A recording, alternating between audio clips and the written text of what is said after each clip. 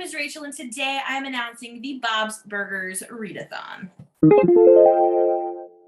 So I decided this year, in honor of the upcoming season, why not have a readathon all about Bob's Burgers leading up to the new season starting. So this readathon is going to run from September 17th until the 26th, which is the day the new season starts. And this is just going to be a casual readathon, as are most of mine. Keep in mind, if you think it counts, or if that's how you want to do it differently than other people, that's fine. This is all just for fun, to enjoy the lead up to the new season of Bob's Burgers. So with that in mind, we have a bingo board. So the idea is to kind of work towards a bingo, but you can do 4 in a row, you can do 4 corners, you can do a square somewhere. I don't really care. Get yourself a bingo though, and if you can't do 4, then just do as many as you want. Pick out some of your favorite characters and just have fun. So quickly, let's go through the squares on the bingo board. First up, we have Bob, and this needs to just feature some type of food. It can have food on the cover, food involved in the story, maybe there's a recipe in the book, something that attaches to food. Then we have Mr. Fish Odor. You want to do something that's over the top. Again, it could be like an over the top cover or just like a crazy story, something that's very over the top like Mr. Fish Odor. Next up is Teddy. So you're going to want to read a book about friendship, best friends, BFFs, something along those lines. And then the opposite for Jimmy Pesto, you want to read about enemies, your sworn enemy. For Linda, some sort of movie adaptation, however you want to interpret that, because Linda is always singing and dancing and just enjoying very theatrical things. So it lends itself well to book to movie, film, theater adaptations of that type.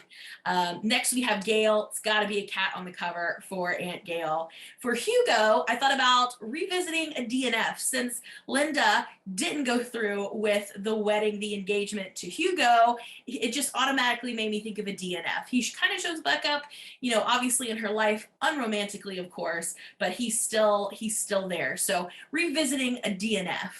For Gretchen, some sort of chick lit, because if Gretchen and Linda had a book club, it would be chick lit, romancy, something along those lines for those two gals to gab about. Next, we've got Tina. It's got to have a boy on the cover. Tina, she's got to have a boy on the cover, right? Jimmy Jr. is going to be a reread, and this is because Tina finds other love interests, but always keeps coming back to good old Jimmy Jr. So he's going to be a reread. For Tammy, it's going to be a stinky cover. This is a reference to the nervous farts that she gets, which are a hoot, but I'm thinking something that's just got a stinky cover, something that's got kind of an ugly cover, just to have some fun, like I said, with the nervous farts she gets, because that's so funny. Next up, we have Zeke, who thinks he's kind of tough and acts really kind of tough and gruff, but really he's just a big old softie, and he gets all the feels all the time. So for Zeke, it's going to be a book that's going to give you all the feels and make you tear up like Zeke does almost every time he's on screen. Next up is Louise. It's got to be a revenge plot, some sort of get them back scheme, and you can take it however you want. It could even be something like a heist if it's not necessarily revenge. It's kind of just on the offense like Louise usually is.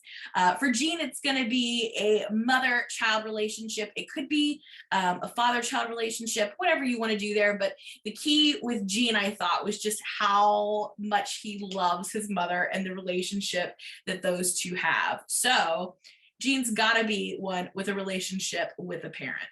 Next up is regular size Rudy.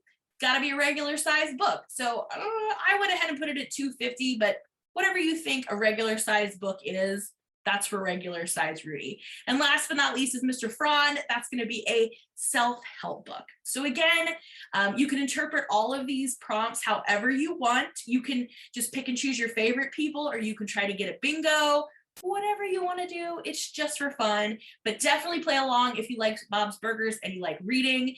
Use the hashtag Bobsburgersathon and definitely tag me on social media so I can see what you're doing. And I'm super, super excited for this. So let me know down below if you're planning on joining, which characters you want to read, and any books you can think of off the top of your head that you think will fit any of these prompts. So let's talk Bob's Burgers Readathon down below in the comments. Thank you so much for watching, and I'll see you again in another video soon. Bye for now.